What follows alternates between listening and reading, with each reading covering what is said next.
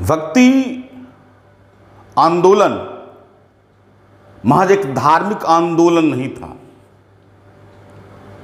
वरन उस सांस्कृतिक जागरण की सशक्त अभिव्यक्ति थी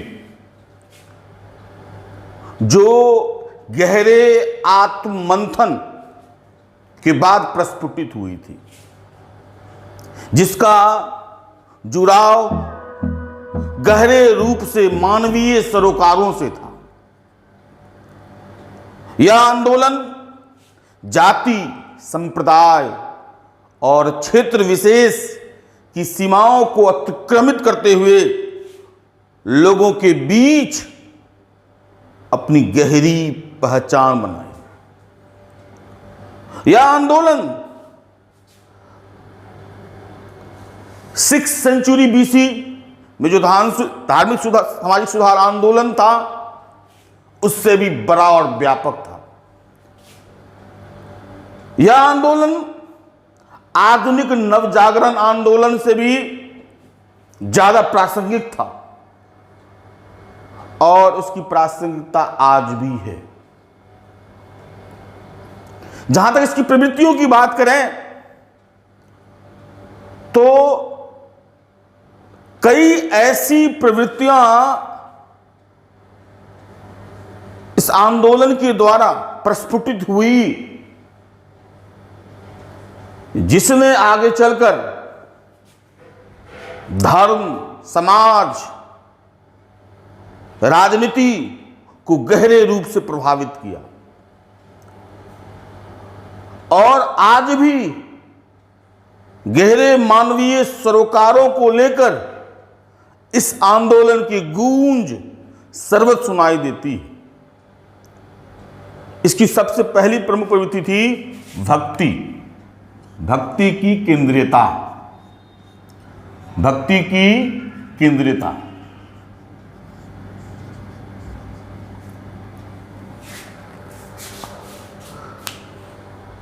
भक्ति वास्तविक में जीवन को पुनर्गठित करता है।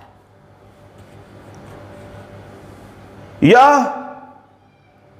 जीवन बोध को सार्थकता प्रदान करता है। भक्ति वास्तव में एक भावात्मक, सौंदर्यात्मक एवं भावनात्मक मूल्य है जिसके द्वारा मानव परिशुद्ध होता है, परिमार्जित होता है और भगवान और भक्त के बीच के भेद मिट जाते हैं। इसीलिए तुलसी कहते हैं, देहु भगत तिहु पाप नसावनी, देहु भगति तिहु पाप नसावनी। वहीं कबीर कहते हैं, हरि भगत जाने बिना बुरी मुआ संसार, हरि भगत जाने बिना बुरी मुआ संसार। यह भक्ति की केंद्रता ही थी कि मध्यकाल में जो निर्गुण और सगुण का जो भेद था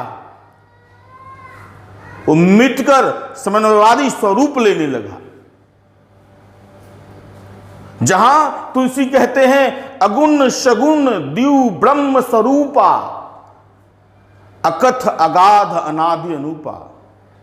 अगुण सगुण दिव्य ब्रह्म स्वरूपा, अकथ अगाध अनादि अनूपा।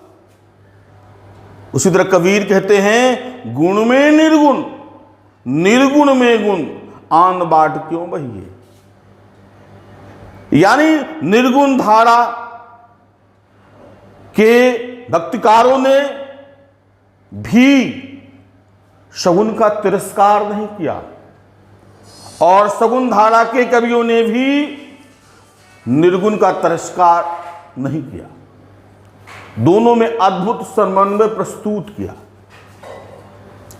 दूसरी प्रमुख विशेषता है नाम स्मरण। नाम स्मरण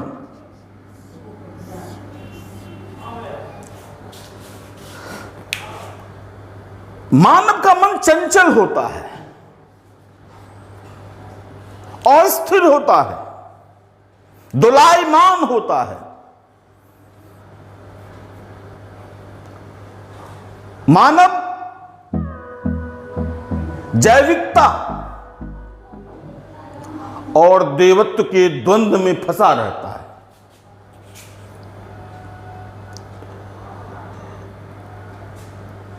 इस कारण मन एकाग्रचित्त नहीं होता है।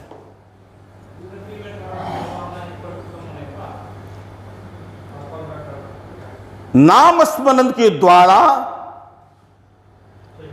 मन परिशुद्ध होता है, मन एकाग्रचित्त होता है।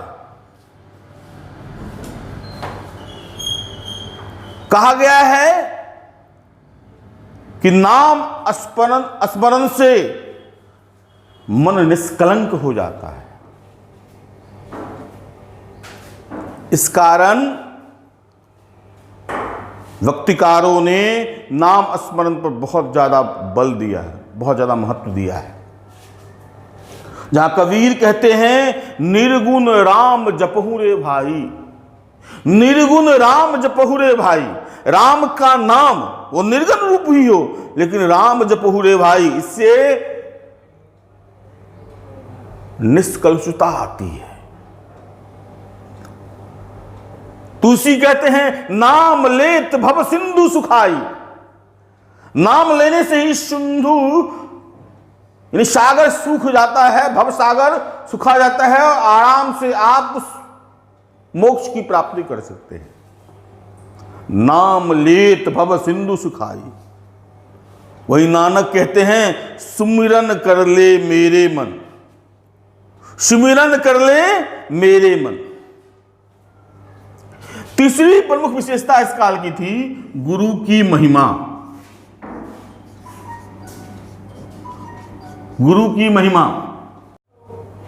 भक्ति काल में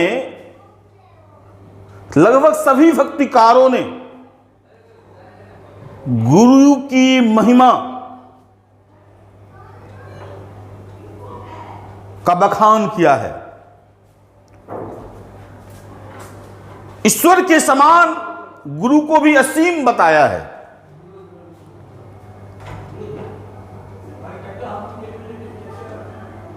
उनके अनुसार गुरु संभावना उत्पन्न करने वाली ऊर्जा है। गुरु संभावना उत्पन्न करने वाली ऊर्जा है। किसी भी व्यक्ति का जीवन गुरु के बिना बीज में छुपे हुए पेड़ की तरह। किसी भी व्यक्ति का जीवन गुरु के बिना बीज में छिपे हुए पेड़ की तरह है। वास्तविक में गुरु विवेक दृष्टि देता है। वैसे भी सारा का सारा भक्ति काव्य दृष्टि मूलक है।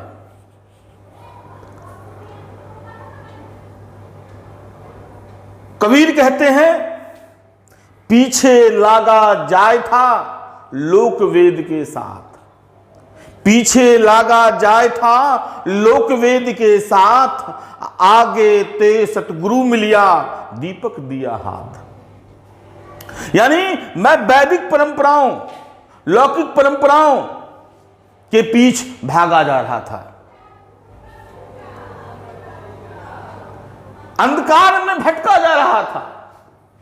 तब आगे ते सतगुरु मिले, आगे से सतगुरु आए और उन्होंने हमारे अंधकार को मिटाकर दीपक के द्वारा प्रकाशमान कर दिया। अंधकार में छिपे हुए ज्ञान चक्षु को खोलकर उसे प्रकाशमान कर दिया।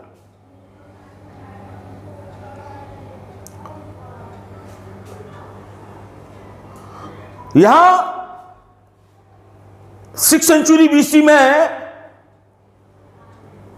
महात्मा बुद्ध ने भी कहा था, आत्मोदीपो भव। गुरु के द्वारा बताए गए मार्ग के अनुसरण के बाद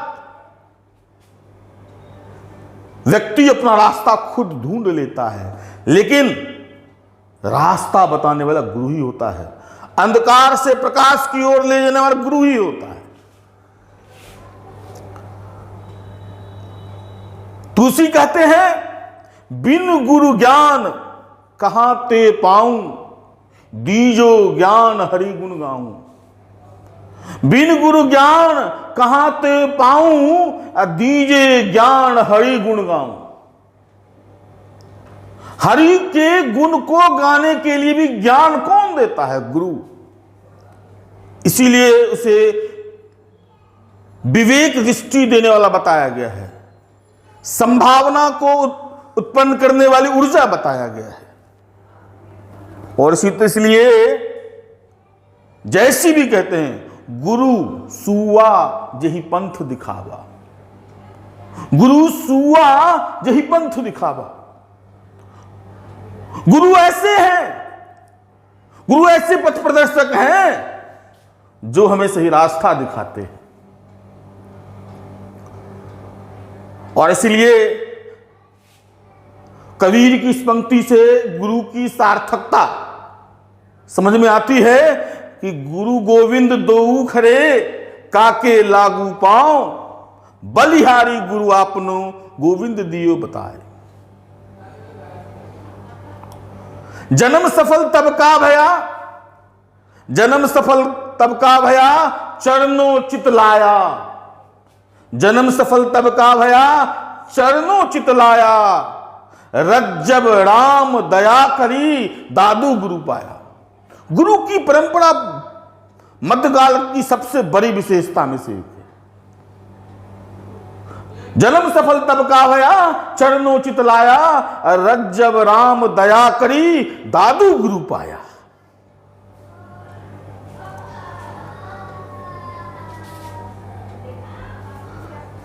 चौथा पॉइंट, मानवतावादी एवं समन्वयवादी दृष्टिकोण। समन्वयवादी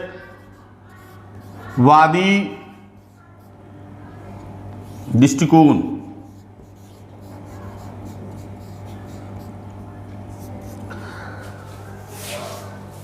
अगर आप मध्यकाल के समय देखें तो एक तरफ सामंतवाद की भोग प्रवृत्ति चारों तरफ हावी थी। धर्म के नाम पर विभेद हर जगह व्याप्त था। समाज जाति में बटी हुई थी, ऊंच नीच का भेद चारों तरफ था।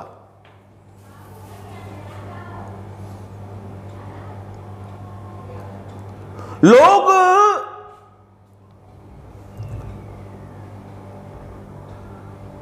झूठी मृग तृष्णा में भटके जा रहे थे। वास्तविक धर्म को अंधविश्वास, कुरीतियों, बड़ाहे आडंबरों ने निगल लिया था। समाज विखंडित हो चुका था। ऐसे वातावरण में भक्तिकारों ने, हर एक भक्तिकारों ने एक ऐसे समन्वय की बात की जहां समाज भी एक हो, धर्म का विभेद ना हो, दर्शन का विभेद ना हो, सिर्फ पुण्य की बात हो, सिर्फ कल्याण की बात हो, इसकी चर्चा की। और इस तरह मानवतावादी दृष्टिकोण, समन्वयवादी दृष्टिकोण की वकालत की। एक बूंद तो विश्व रचियो है, को बाभन को शुद्रा। एक बूंद तो विश्व रचियो है, को बाभन को शुद्रा। हिंदू तुरक का करता एके, कागज लखी न जाए। सारे संसार की रचना पारब्रह्म परमेश्वर ने एक बूंद से की है।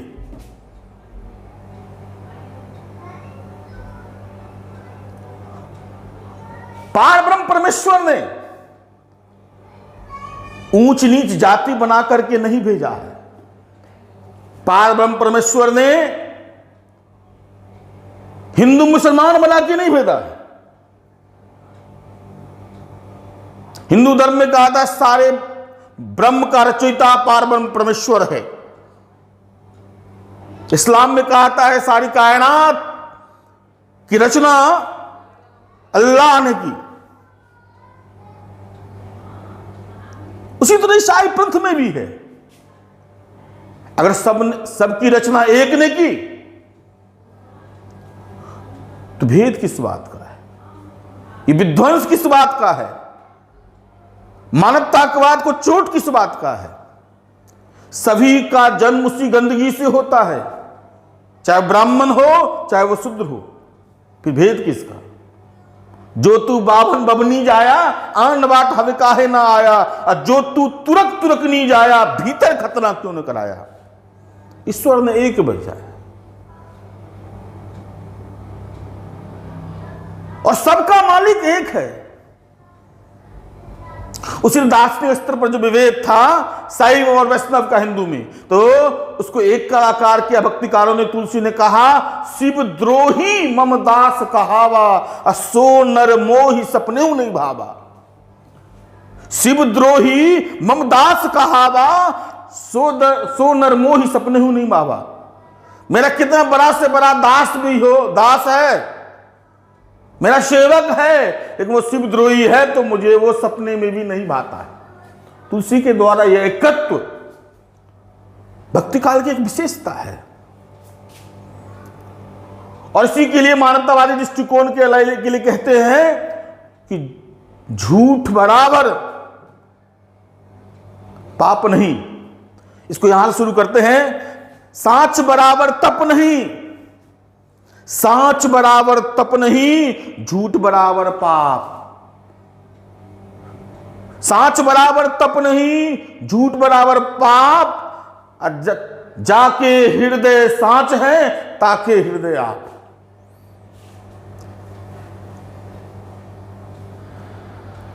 एक समन्वयवादी दृष्टिकोण है। एक और पॉइंट है संसार की निस्सारता का ज्ञान। संसार की निस्सारता, निस्सारता का ज्ञान।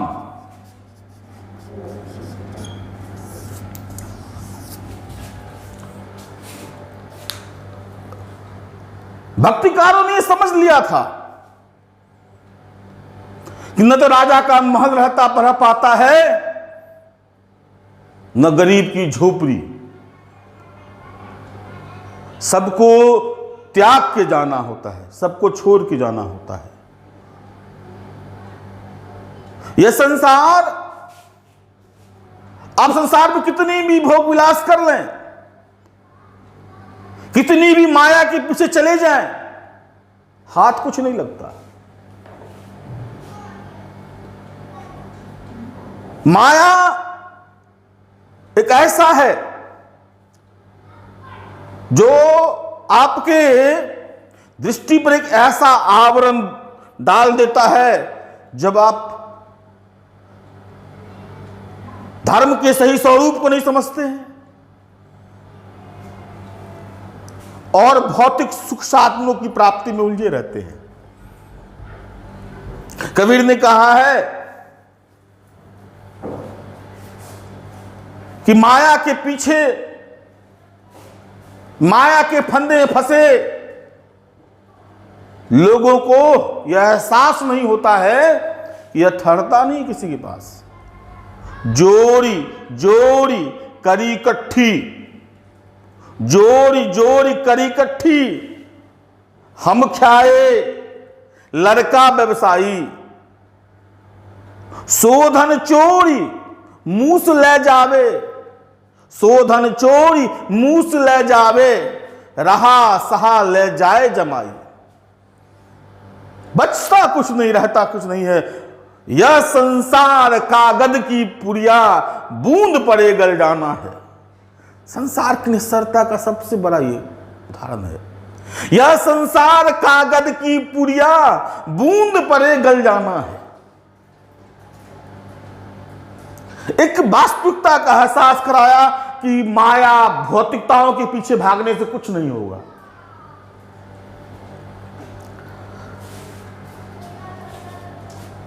इसके अलावा प्रेम की महत्ता का प्रतिपादन, यही बहुत है, प्रेम की महत्ता का प्रतिपादन।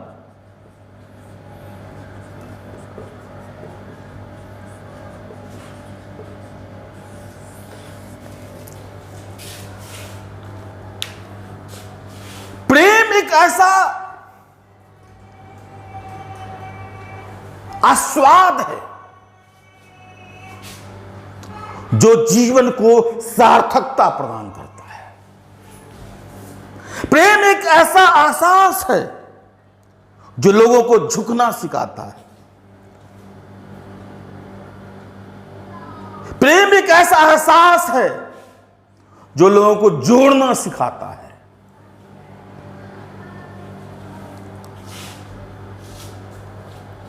और यह प्रेम विरह में और ज्यादा निखरता है। या मीरा की विरह प्रेम का ही असर था कि कृष्ण दौड़े दौड़े आ गए। यह गोपियों के विरह प्रेम का ही असर था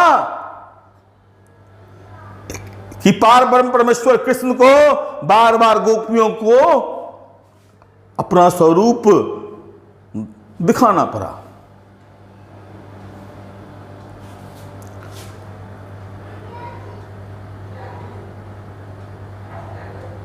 उधो बिरहो प्रेम करो, उधो बिरहो प्रेम करो। उसी तरह जैसी कहते हैं मानुष प्रेम भयो बैकुंठी, मानुष प्रेम भयो बैकुंठी। मानव से प्रेम मात्र से ही बैकुंठ मिल जाता है। कबीर कहते हैं यह प्रेम इतना आसान भी नहीं है, ये निर्गुण प्रेम है। हर कोई इसको प्राप्त कर भी नहीं सकता है। इसको प्राप्त करने के लिए समर्पण की जरूरत है। इसको प्राप्त करने के लिए आत्मत्याग की जरूरत है।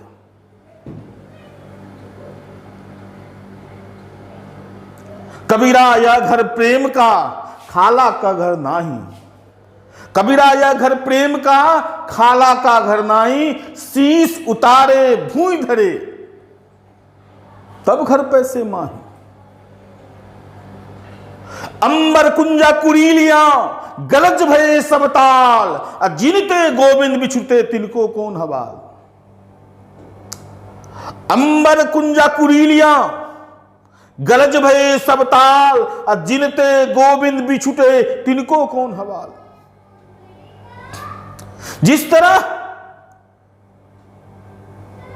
कुंजा पक्षी अपने एक दिन के विरह के कारण सारे अंबर को गुंजायमान कर देती है,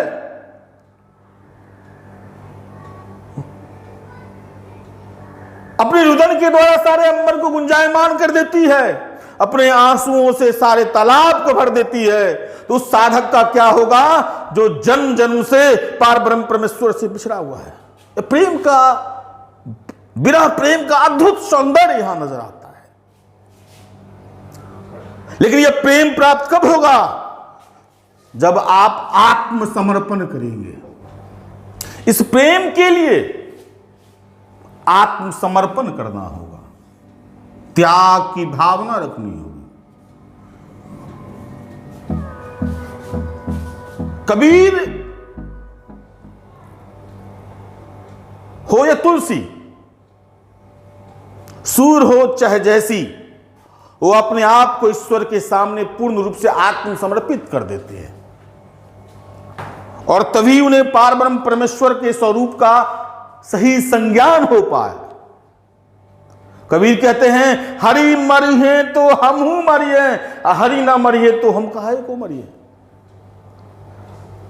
हरि मरिए तो हमहू मरिए, हरि ना मरिए तो हम काहे को मरिए।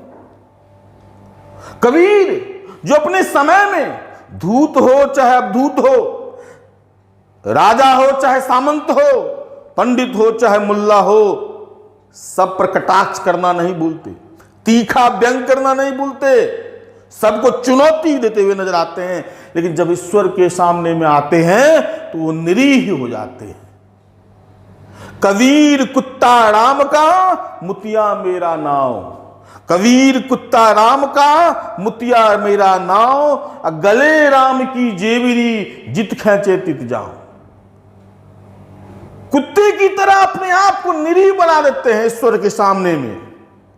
तो ईश्वर के सामने में आपको आत्मसमर्पित करना होगा, निरीह बनना होगा, एकाकार करना होगा।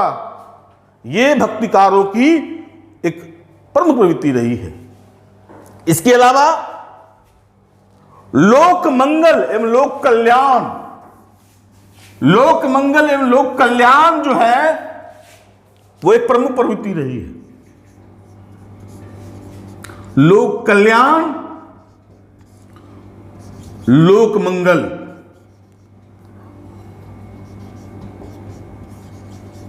लोक कल्याण एवं लोक मंगल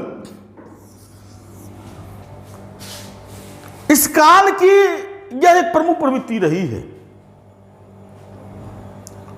तुलसी का राम राज्य लोक मंगल से जुड़ा हुआ था।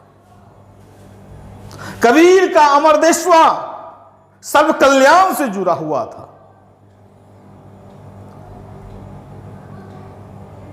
शूर का गोकुल प्रदेश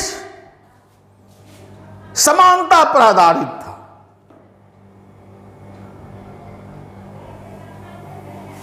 और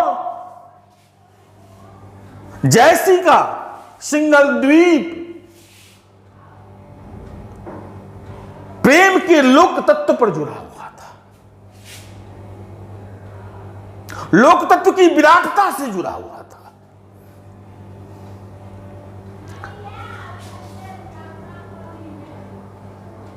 तुलसी कहते हैं दैहिक दैविक भौतिक तापा, राम राज काहू न व्यापा।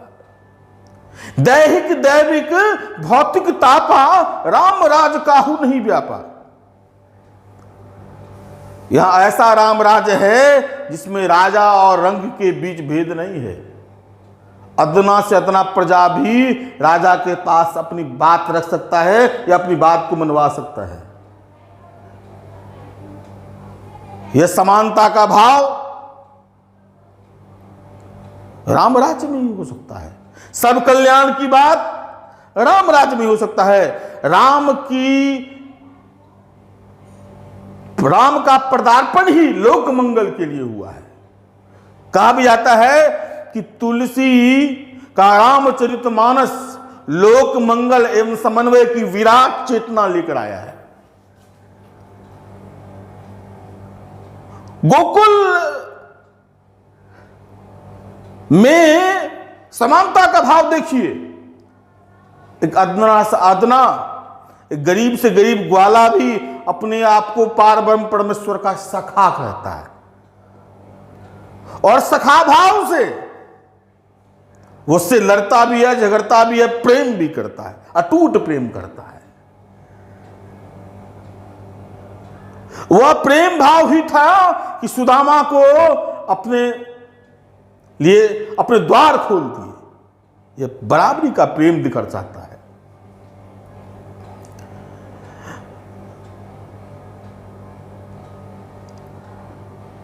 दूध को मथने वाली, मक्खन बनाने वाली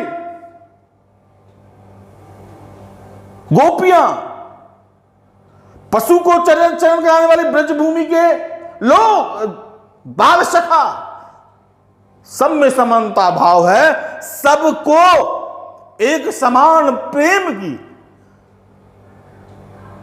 अविरल धारा कृष्ण अपने माध्यम से पहुंचाते हैं। कबीर का समाज भी एक ऐसा समता समाजवादी समाज है जिस पर मार्क्सवादियों को भी गर्व हो सकता है। वो ऐसे समाज की कल्पना करते हैं जहां जाति धर्म के नाम पर विभेद न हो, जहां समानता की बात हो, जहां सर्व कल्याण की बात हो। जहां से आयो अमर वह देशवा, जहां से आयो अमर वह देशवा छत्री, जहां से आयो अमर वह देशवा 52 शूद्र न छत्री बेसवा, 52 शूद्र न छत्री बेसवा, मुगल पठान न सैयद सिखवा।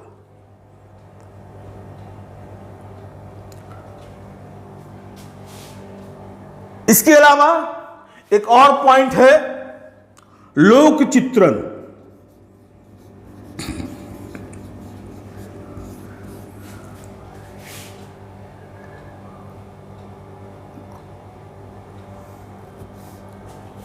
इनकी रचनाओं में लोक चित्रण का स्वरूप सर्वत्र दिखाई देता है। कबीर का सारा साहित्य लोक जीवन, लोक मंगल से जुड़ा हुआ है, निम्न से निम्न व्यक्ति के कल्याण से जुड़ा हुआ है। तुलसी के लोक मंगल में भी लोक चित्रण का चित्र प्रस्तुत है। जंगल का चित्र है, पहाड़ों का चित्र है, आम लोगों का चित्र सर्वत्र दिखाई देता है। जैसी में अवध प्रदेश के लोक चित्रण का स्वरूप दिखाई देता है। एक शब्द जैसी ने यूज किया दवांगड़ा, जो मानसून के प्रथम आगमन के लिए प्रस्तुत हुआ है।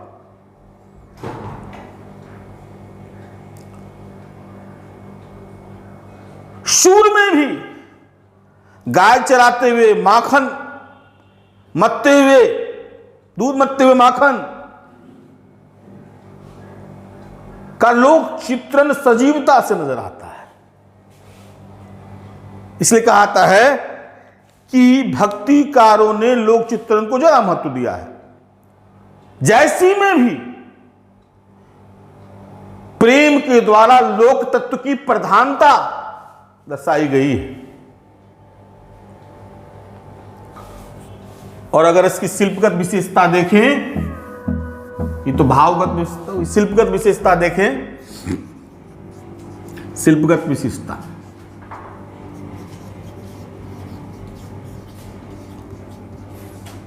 सबसे पहले भाषा देखिए। मुख्य रूप से अवधी और ब्रजभाषा, मुख्य रूप से अवधी और ब्रजभाषा का बाहुल्य था। इसके अलावा ब्रजबूली और खड़ी बोली का भी स्वरूप दिखाई देता है। अवधी और ब्रजभाषा का प्रमुखता थी, ब्रजबूली और खड़ी बोली का भी स्वरूप दिखाई देता है। यह ब्रजबूली बंगाल में बोली जाती थी। चैतन्य महाप्रभु की जो अधिकतर रचना है वो ब्रजबूली में है। लेकिन इस रचना में लोक भाषा पर ज्यादा ध्यान है। कबीर कहते हैं संस्कृत है कुपजाल, भाषा बहता नीर। संस्कृत है कुपजाल, भाषा बहता नीर। का संस्कृत, का भाषा, का संस्कृत, प्रेम चाहिए सांच। तुलसी कहते हैं का भाषा, का संस्कृत, प्रेम चाहिए सांच। लोक भाषा पर ज्यादा फोकस है। और संपूर्णता से देखेंगे तो इन भाषा में आपको लोक भाषा में लोक भाषा और शास्त्रीय भाषा का अद्भुत समन्वय दिखाई देगा। यानी लोक एवं शास्त्र का समन्वय, लोक एवं शास्त्र का समन्वय। यहां लोक एवं शास्त्र का समन्वय इसलिए कह रहा हूं कि अगर तुलसी की रचना को देखेंगे तो विद्वान के लिए भी यह परिमार्जित करने वाला है, ज्ञानी के लिए भी वह एक गाय है, और एक भैंस पर चढ़ा हुआ था चरवाहा के लिए भी उसे गाया जाना आसान है। तो लोक एवं शास्त्र का समन्वय है भाषा के स्तर पे। अगर काव्य रूप के स्तर पर देखेंगे या तो प्रबंध काव्य है, प्रबंध और मुक्तक का अद्भुत समन्वय है, प्रबंध एवं मुक्तक का अद्भुत समन्वय है। तुलसी का रामचरितमानस प्रबंध काव्य का सर्वश्रेष्ठ उदाहरण है। जयसी का पद्मावत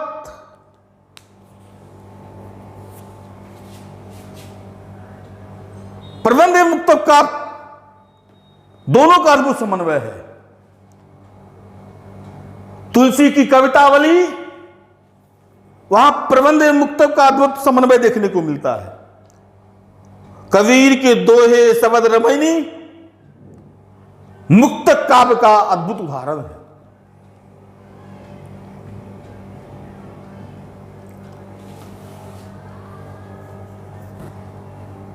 इसके अलावा अगर छंद के स्तर पर देखेंगे तो छंद का अनुपम संसार यहां गढ़ा गया लगता है। एक तुलसी के संदर्भ में अगर देखेंगे तो दोहा चौपाई को मिलाकर एक करवक शैली का इस्तेमाल किया गया। दोहा और चौपाई छंद को मिलाकर के करवक शैली। उसी तरह सूफियों की यहां मसनवी शैली,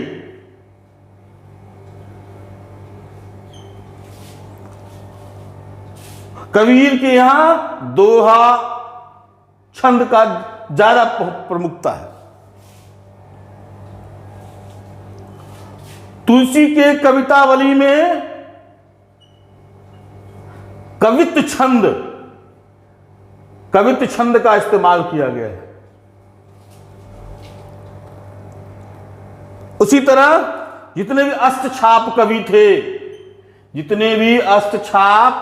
कवि थे वहां सवैया छंद की प्रमुखता है।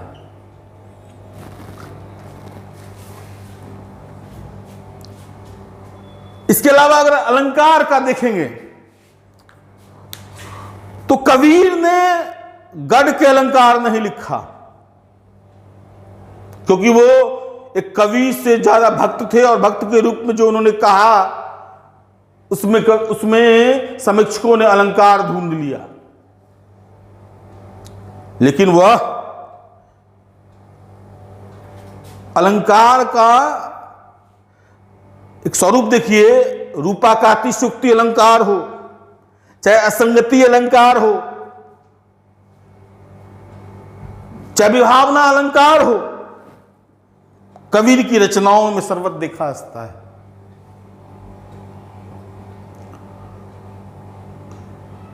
हरि मरिए तो हमहू मरिए, हरि न मरिए तो हम काहे को मरिए।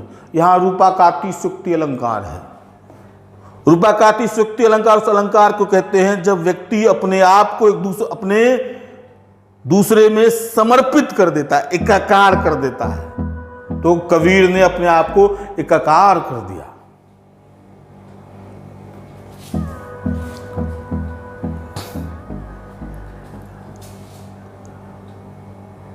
तुलसी की तो अलंकारों की, तुलसी और सूर की यहां अलंकारों की बाढ़ सी लगी हुई है, झरी सी लगी हुई है, लेकिन वह अलंकार गैर प्रासंगिक नहीं, प्रासंगिक नजर आते हैं। विशेषकर अनुप्रास अलंकार के संदर्भ में तुलसी को अनुप्रास अलंकार का बादशाह कहा जाता है। कपट, कपट कोटि कपट कहानी, रिपीटेशन ऑफ वर्ड जो होता है उसको एक से ज्यादा वर्णों का रिपीटेशन जो होता है उसको कहते हैं अनुप्रास अलंकार। कपट, कपट कोटिक कपट कहानी, कौ का रिपीटेशन है, ये सुनने में भी अच्छा लगता है। सूर ने तो अलंकार का अद्भुत बाग लगाया है। निरखत अंक श्याम सुंदर के बार बार लावत छाती, लोचन जल कागद मसी मिलकर है गई श्याम श्याम की पाती। निरखत अंक, अंक मतलब होता अक्षर, अंक मतलब गोद। एक ही शब्द में अगर दो अर्थ छिपा हो तो उसको कहते हैं श्लेष अलंकार। तो निरखत अंक श्याम सुंदर के बार बार लावत छाती, लोचन जल कागद मसी मिलके है गई श्याम श्याम की प्याती।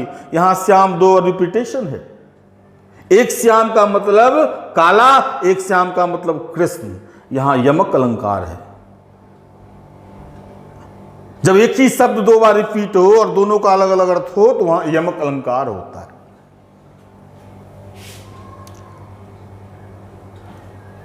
तो अलंकार का अनुपम बाग लगाया है। काव्य रूढ़ियों के संदर्भ में देखेंगे तो निश्चिततया जैसी के काव्य में काव्य रूढ़ियों का इस्तेमाल किया गया है। पशु पक्षियों को गुरु का रूप, तोता को गुरु का रूप देना,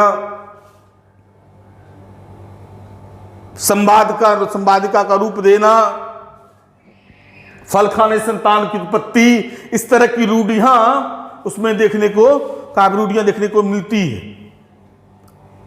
बिंब का भी स्पष्ट ज्ञान था या नहीं था यह नहीं कहा जाता है, लेकिन चाहे दृश्य बिंब हो, चाहे स्पर्श बिंब हो, चाहे घ्राण बिंब हो, हर एक बिंब वहां तैरता हुआ नजर आता है। एक उदाहरण मैंने कहा, कबीर कुत्ता राम का मुतिया मेरा नाव, गले राम की जेवरी जित खेचे तित जाऊं। या मुतिया में दृश्य बिंब का यह जानदार उदाहरण है।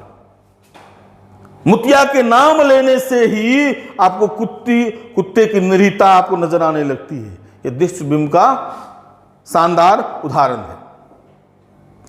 तो चाहे वो भावगत विशेषता हो, चाहे शिल्पगत विशेषता हो, भक्ति काल अपने पूर्व के कालों से श्रेष्ठ तो था ही, आगे के कालों के लिए भी प्रेरणा रहा। और ऐसी रचना जिसके द्वारा धर्म में युगांतर आए, समाज में क्रांतिकारक परिवर्तन हो, समन्वयवाद की विराट चेतना प्रस्तुत हो,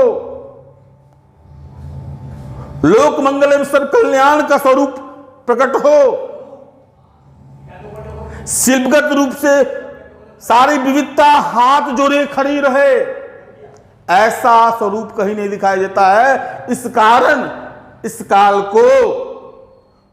काल की भावगत एवं शिल्पगत विशेषता के आधार पर इस काल को स्वर्ण काल कहा जाता है। इतनी उत्कृष्ट रचनाएं न पहले लिखी गई न अभी तक लिखी गई है, इसलिए हिंदी साहित्य में भक्ति काल को स्वर्ण काल कहा जाता है। धन्यवाद।